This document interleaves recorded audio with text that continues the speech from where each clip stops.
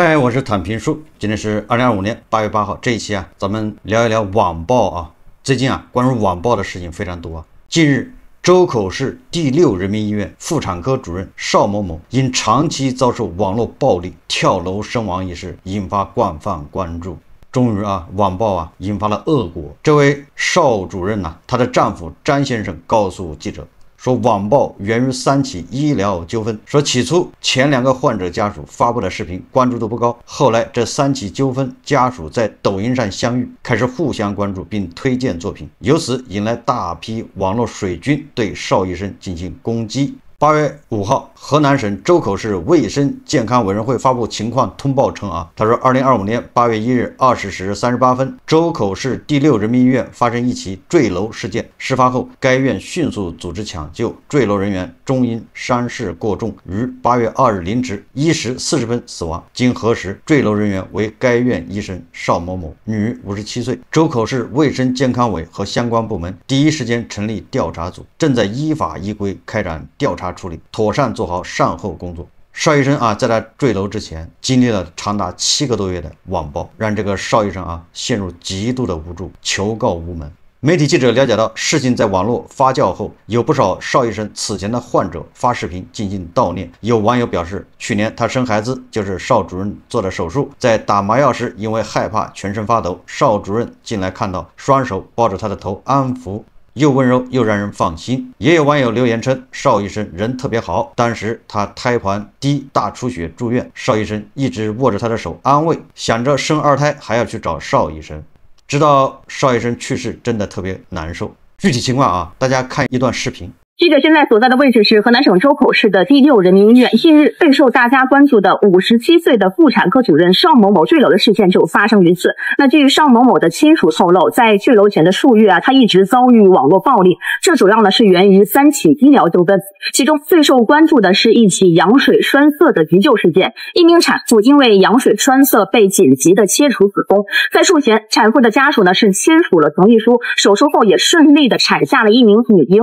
在出院之后产妇在社交平台上发布的视频质疑医生邵某某处置不当，导致家里绝后，对于邵医生进行了指责。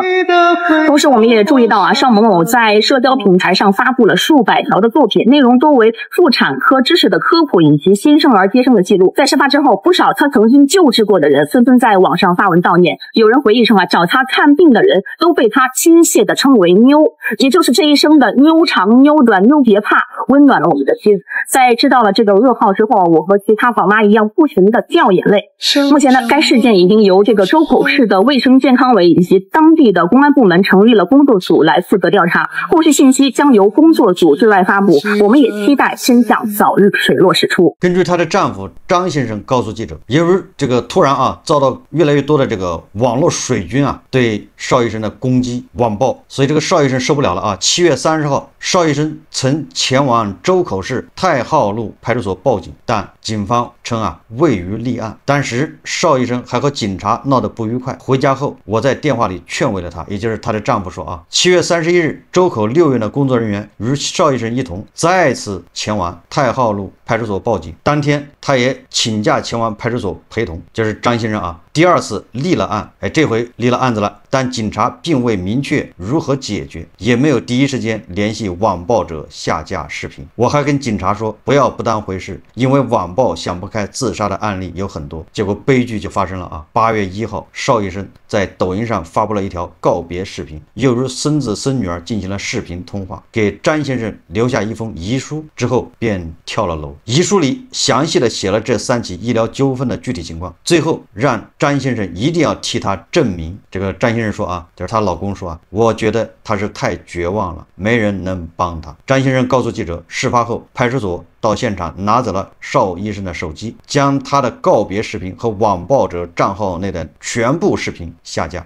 8月2日，公安局、卫健委以及周口6院召开会议，公安局成立了3个专班，针对3个账号展开调查。针对相关情况，8月5号，记者致电了周口市第6人民医院，工作人员向记者提供了医院医政科的电话，但接通后，记者表明身份，对方称打错了，随即挂断。随后，记者致电周口市卫健委核实情况，工作人员记录问题后表示需要上报领导。截至发稿前，记者未收到回复。记者又多次致电周口市公安局新闻宣传科，但电话始终无人接听啊！这是金云新闻报道啊，这个不用说啊，是一起悲剧啊，让人痛心啊！大家都知道啊，我是反对、最讨厌这个网络暴民啊，网暴。但是大家有没有想到过，当你缺乏独立思考，对吧？当你缺乏理性的时候，你很有可能也是网络暴民中的一员。你自己不觉得，你在发泄你的情绪的时候，你不知不觉啊，就成了网络暴民的一份子。所以我们呼吁啊，要理性，要有独立思考能力，咱们要就事论事。所以就这个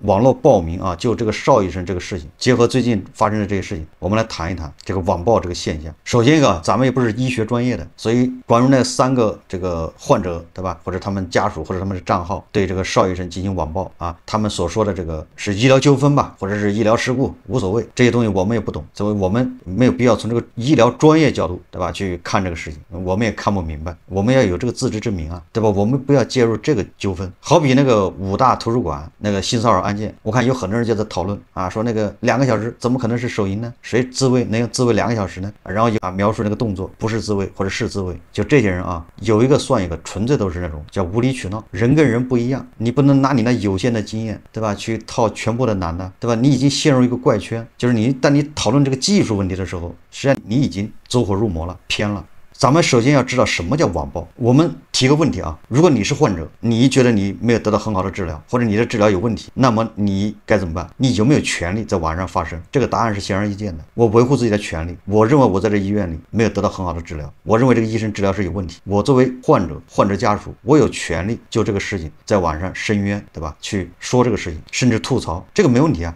这是患者的权利，但是什么叫网暴呢？对吧？是你的权利，但是如果你一旦越界，你就是网暴。什么叫网暴呢？比如说啊，你泄露这个医生的隐私，对吧？你把这医生的名字，你把这医生的职务你透露出来，家庭住址、电话号码、隐私啊，这个是不行的。第二个，你没有就事论事，对吧？你就你这个医疗，你来聊医疗这个事情，对吧？你扩大到别人什么情感生活、别人的孩子、别人家住什么地方、别人老公是干什么的，别人你看他的论文就开始无限上纲上线，这叫网暴。如果你就讨论这个，你对吧？你是羊水什么栓塞，你就聊羊水栓塞，对吧？仅限你的病情去聊，这个是合理合法的，这个不叫网暴。你聊的一切有根据，这也不叫网暴。也就是他说了什么话，对吧？他说的一些不合理的话、不合格的话、违法的话，你有证据，你也录下来了，真凭实据，你这个可以，你不是捏造的事实啊，对吧？你没有捏造，就是这个事实。所以一，你不能泄露人家隐私；第二个，你要就事论事，就这个事情说这个事情；第三个，你说的别的事情，你得有证据，就是他自己说的，他有证据，你这个都不叫网暴，这叫维护自己的权利。网暴是没有由来的攻击啊，上来就辱骂别人，这也是网暴。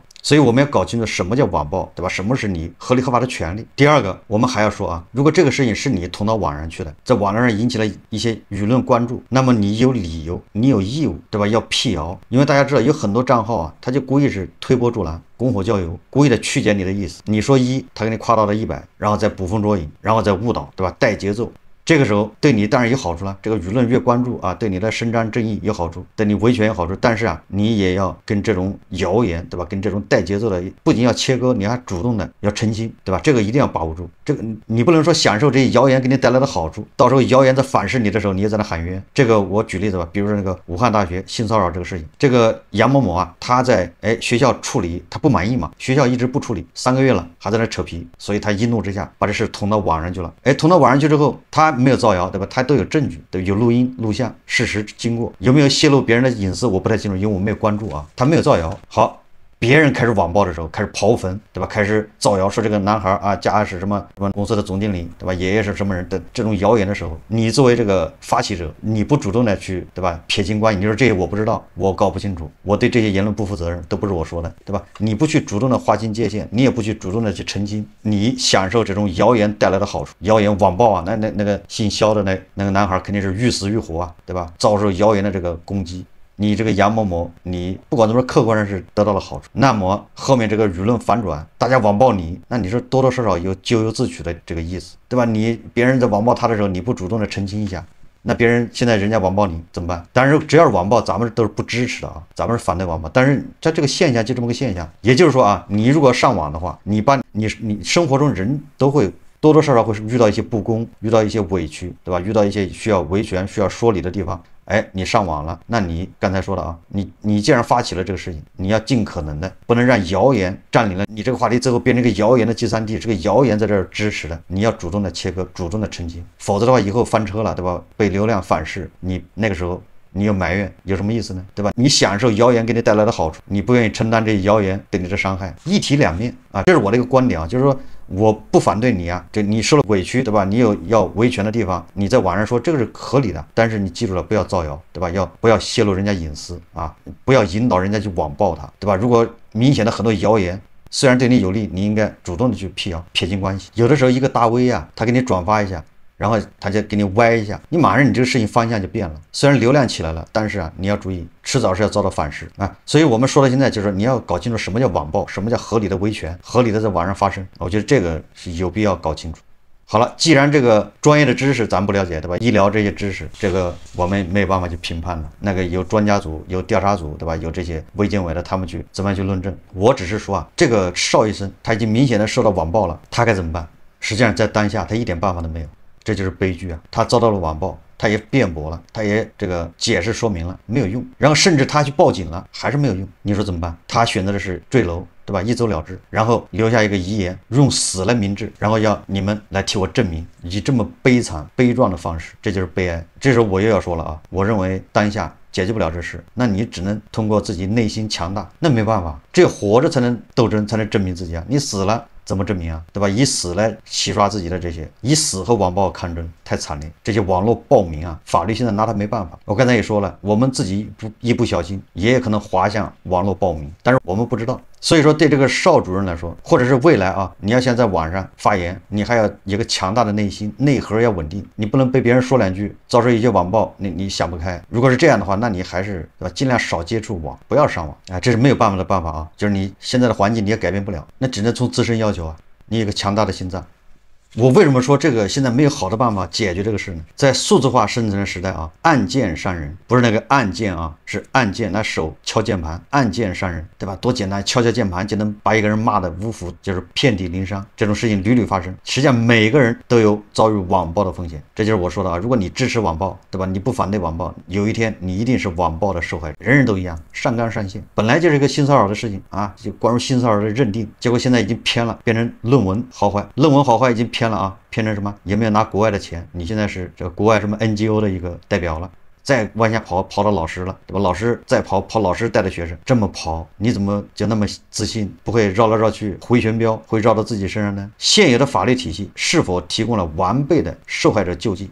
什么叫开盲盒？指的是不法分子，就是这些暴民啊，在社交媒体恶意公开他人姓名、身份证号、手机号码、家庭住址等个人隐私信息，煽动网民对被公开者进行攻击谩骂。相比普通的网络挂人，开盒披露的个人信息更加密集、精准，甚至还能还原当事人部分现实生活，危害性从线下传导到线上。被网暴者不仅饱受网络骚扰，遭受巨大精神压力，最终患上抑郁症，甚至自杀身亡，时有发生。这个邵医生就是选择走了绝路。那能否让网暴者得到有效惩治，不再让网暴恶行在网络虚拟世界肆意横行？实际上啊，目前网络暴力在立法上没有定义，这就是我在前面说了半天什么叫网暴，我还得解释我认为的网暴啊。这关键法律还没有规定什么叫网暴，你法律都没规定，那你说怎么拿法律来约束人家呢？但是啊，网信办、公安部、文旅部、国家广电总局，作为部门，他也搞了一些这个叫网络暴力信息治理规定，这就是规章制度了，就是部门的规章制度，它不是法律啊。对网络暴力信息界定，通过网络以文本、图像、音频、视频等形式对个人集中发布的含有侮辱、谩骂、造谣、诽谤、煽动仇恨、威逼胁迫、侵犯隐私以及影响身心健康、指责、嘲讽、贬低、歧视等内容，违法和不良信息。可见，网络暴力啊，不是一个独立的违法犯罪类型，而是包含多种违法犯罪的行为。这个网暴啊，按照程度分，可以区分为一个是犯罪，一个是行政违法，一个叫民事侵权。这个三大类，对吧？犯罪呢就是最严重的，然后这个行政违法那是第二，民事侵权那就是告状了，那我俩互相告，那不就是武汉大学图书馆那个肖某某、杨某某之间吗？民事侵权，互相告吧。以开盒为例啊，行为人非法获取个人信息的环节，若满足法定要求，则涉嫌侵犯公民个人信息罪、非法侵入计算机信息系统罪等罪名。行为人发布信息并煽动网民对被开盒者进行辱骂、恐吓等网暴，情节恶劣、破坏社会秩序的，又是编造虚假信息或明知是编造的虚假信息，在信息网络上散布，造成公共秩序严重混乱，则由寻衅滋事罪予以规制。实际上，我们的刑法里面有规定啊，就是公然侮辱他人或者捏造事实诽谤他人，情节严重的构成侮辱罪或诽谤罪。但是啊，咱们这个刑法啊，它这两个罪啊，原则上是叫自诉，它不是公安去帮你抓。是你感受到了别人侮辱或者别人诽谤，你告诉公安，或者你去法院提起这个刑事自诉才能解决，所以它有这个跛足的地方。也就是我举例子啊，我侮辱了你，如果你要不举报，你要不告我，这公安他是不管的，由被害人决定是否自行向法院起诉。按照最高院人士的公开说法，传统的侮辱诽谤罪多发生在熟人之间，且往往事出有因，也就是扯都扯不清啊，我为什么侮辱你啊，诽谤你啊，是因为你前面你惹到我了，你也侮辱了我，我只不过侮辱的更厉害一点，你看看，所以这个那你就自诉吧，变成这么一个事。为了保护被害人隐私，促进修复社会关系，刑法才将此类案件规定为自诉罪名。但是啊，现在因为网络越来越发达，对吧？自媒体，所以说侮辱诽谤早就不是熟人之间的这种侮辱和诽谤了，完全就变成网络两头的素不相识的陌生人之间互相侮辱诽谤。所以啊，这个最高检察院呢，他又搞了一个叫网络诽谤司法解释。什么叫网络诽谤？什么样就入罪，构得上犯罪。所以啊，他对这个情节严重判定标准做了一个量化的规定。什么叫量化呢？就同一个信息被点击浏览次数达到5000次以上，或者转发次数达到500次以上，这是点赞、浏览和转发啊，你达到这个次数，然后造成什么恶果呢？被害人或近亲属精神失常、自残、自杀等严重后果，你这个就是犯罪了。或者是2年内曾因诽谤受过行政处罚，又诽谤他人，就是屡教不改的啊，2年内已经因为诽谤被处罚过一次，结果你又犯。然后是其他情节严重的情形，就是4种啊标准，在司法解释中是为诽谤罪设立。侮辱罪通常也是参照这个4个标准，就是一个是浏览转发次数，一个是造成了恶果，就是人自杀或者精神失常，3呢你是屡教不改，第4个就是其他。咱们都知道，刑事案件都是公诉，因为你刑事案件是违反的是国家的秩序，对吧？所以都是公诉，唯独啊这个侮辱罪啊让你自诉啊。然后现行法律并未排除警方对侮辱、诽谤2罪进行刑事立案侦查的权限，也就是法律没有规定说警察你不能对这个诽谤、侮辱这个罪立案侦查，但是呢，也唯有在严重危害社会秩序或国家利益的情况下才属于公诉情形。这就是为什么警察他不愿意帮你处理什么侮辱、诽谤这些事情。这就是那个邵主任呢，第一次去报案，人家警察不给立案，说你这叫什么事？所以从反过来看啊，那个亮正杰他的那个车牌号，对吧？信息公布到网上之后，然后这个遭到各地的网民的这种套牌啊，或者是网暴他，他就能带着警察上门要求人家删帖，那就说明他很有能量。他不仅能让警察帮他立案，还能带着警察上门，对吧？给人打电话让人家删。我这么一解释，大家明白了吧？这法律并没有规定说你警察必须去，但是警察呢屁颠的，对吧？跟着后面跑那么远，大半夜去。当然了，你也可以说这是很有责任心呐，一心为民，对吧？为人民服务，那你这么说也行。事实上是邵主任，对吧？第一次立案，人家都不给他立案，为此他跟警察吵起来。第2次一看去的人多了，对吧？好多人都要立案，没办法，看事大了。治安管理处罚法规定了相应的行政处罚条款，即公然侮辱他人或者捏造事实诽谤他人，处5日以下拘留或者500元以下罚款；情节较重的，处5日以上10日以下拘留，可并处500元以下罚款。在律师看来啊，大多数普通的网暴行为人并不构成刑事犯罪，甚至连这个治安处罚管理法都解决不了，够不上。就是你在对吧键盘上敲了几个字，你那就是网暴，但是有没有办法去办你？但是每一个人都是一片小雪花，对吧？加到一块就能把受害人给压死，你一言我一语，受害人心理脆弱一点的，他就对吧，像邵医生这样，每个个体啊对批评攻击性言论容忍程度不一，判断是否被网暴也存在就是主观自我认知的差异，不一定与法律判断标准相匹配啊。说这么多什么意思呢？就是当下的一些困境，就是对网暴对这些暴民没有好办法处理，对吧？说那么多，人家高兴就帮你立案，对吧？不高兴立不了案，那你怎么办？只能通过这个强大的内心呢。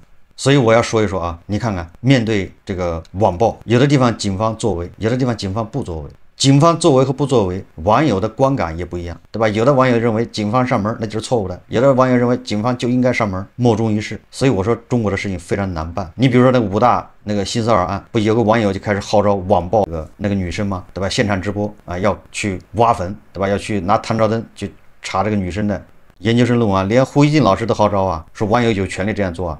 结果啊，是不是晚上有几个帽子叔叔就上门找他了，对吧？告诉他你不能这么干，不能蹭流量，你这么干，万一这个人家自杀或者出现了生命危险，你要负责任。那个视频我在网上还发了，我认为特别好。那个博主呢，有理有利有节的，对吧？反击他，你没有权利来到我家来，我不让你进来。那些警方，对吧？那帽子叔叔人家也有理有利的在说，对吧？你要对你负责任，对吧？我觉得是个非常好的普法的一个案例啊。结果就有人在下面留言啊，说你这个警察就不应该去。什么不应该去干涉，所以这些人，我说这些人才叫网暴分子啊！这个邵主任去报案，警方不管不理他，最后产生悲剧，谁负责任呢？这个时候多么希望警察去干涉一下，对吧？给那个网暴的，给那几个家属打个电话，说你们不能这样了，或者上门，对吧？你们有什么事起诉，走司法程序，不能在网上这么整，出了人命你要负责任。那邵主任恐怕就不会这么绝望。跳楼，所以我说中国的事情很难办，对吧？警察管了有人骂他，警察不管还有人骂，同样一个事情啊，说白了都是一些暴民，就是他的按照自己的这个想法，有利于他的他就认为，对吧？只要跟他不利于他的或者跟他想法不一样的都是错的。所以我说很多人啊，实际上你离暴民就差一步，有的已经就是网络暴民，你还不知道。对吧？任何事情不要那么绝对。我也知道，对吧？这个警察去干预这个事情不好，但是在中国他就是这样，这叫国情。网上都是8到15岁的智商，他连什么叫犯法他都不知道。我举个例子啊。大家都知道吧？那个警情通报，那个蓝底白字那玩意儿，你不能造谣吧？你看看哪一次没有人造谣？一旦出现大的这个社会事件或者新闻的时候，居然有人啊，他造那个蓝底白字的谣，对吧？他搞个警情通报，你说他不知道这犯法吗？这网上都是这种人呢，那你对这种人怎么办呢？所以你为了避免悲剧发生，有的时候帽子叔叔提前介入一下，但是这个得有分寸嘛，对吧？这是好事啊。但是我们反对什么呢？反对这种，对吧？帽子叔叔为权贵，他介入，对吧？你屁民找他不介入，这种叫双重标准，对吧？这种叫差异性，对吧？执法，这个是大家要抨击的，对吧？你不能邵医生找你啊，你不立案，那个梁振杰一找你，马上就立案，而且连夜去上门，对吧？那个白车司机去报警，警方踢皮球，这是我们要批评的，对吧？就是说你这个见人下菜碟。所以你看啊，很多时候啊，这个在中国是没有办法，帽子叔叔要提前要介入，预防事情扩大，一旦悲剧发生了，这个无法挽回。所以如果这个邵医生第一次报警的时候，对吧？警方就立案了，立案完了之后就给那个3个账号，他们一查就查到，打个电话说你们不能这样了，或者是上门，因为他们都是当地人嘛，生孩子都是在当地嘛，对吧？也像那个武大图书馆那个女的一样，对吧？也去上门敲个门。人家不让你进去，你就站在门口跟人说一声，不能这么搞了，如果出了人命，你们要负责任呐。那这个邵主任是不是他就觉得到温暖，对吧？觉得有人管这事情，悲剧恐怕就不会发生。这个网暴啊，还有2个问题，第一个就是当然跟这些暴民有直接关系啊，我觉得跟平台关系也非常大。平台的这些网络暴民，包括这些传谣的，他是听之任之，放纵。对吧？他把那个人工智能，他把算力、算法都用在了别的地方，对吧？对这些造谣、网暴别人的，他网开一面。所以平台啊要负责任。但是啊，由于平台太大，没人能管得了他。当网络暴民网暴这个农夫山泉，钟珊珊作为首富都无可奈何啊，对吧？钟珊珊也说了，他要告平台，最后也是不了了之，连首富都对吧动不了这些平台。作为韭菜，作为普通人，所以我觉得平台有责任啊。第二个就是网络暴民这形成的机制，它这个土壤几百年就没改过，所以暴民是一批一批，一茬又一茬，野火烧不尽，春风吹又生，对吧？从义和团到红小将到现在，网络暴民没有减少，我感觉浓度还在增加。如何防止自己，对吧？无意中成为网络暴民？实际上就做好几点。第一个就是独立思考，不要被情绪左右，理性思考，就事论事，不要扩大。当然了，更不能造谣。咱们这个节目是不正经的节目，瞎聊。